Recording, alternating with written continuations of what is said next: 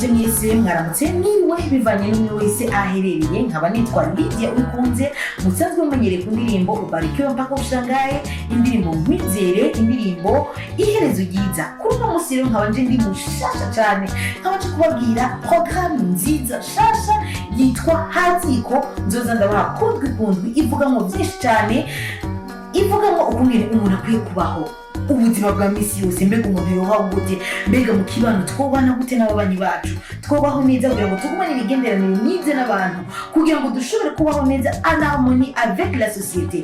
Ni muri ico kiganiro rero Haziko ushobora kuba ufise ibibazo vyinshi ati mbega Haziko ni iki, byose uzobimenya muri ico kiganiro. Ushobora kuba wibaza ati mbega ho muri ico kiganiro hazoyagwamo ibiki, byose uzovyumva muri ico kiganiro. Nkaba nashaka kumenyesha rero yuko ikiganiro ca mbere ca Haziko muzokironka ku musi wa kabiri itariki 7 uku kwezi kw'icenda nyene, igihe cy'isaha 3 z'igitondo. Kugira ngo rero wa mbere kwironkera ico kiganiro Haziko nuko uja kuri YouTube yanje ukandika Lydia Uwikunze, ukacugira subscribe cyangwa s'abonner, ukacugira partager iyo link kugira ngo n'abandi baze bironkera ico kiganiro ubwa mbere.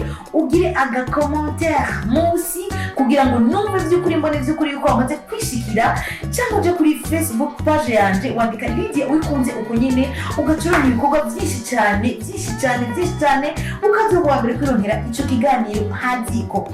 Bye bye, ndabiteze mwese musi niyangushe, ndabiteze cyane kandi ni ikiganiro cyiza cyane, ni ikiganiro kirimo inyigisho nyinshi cyane.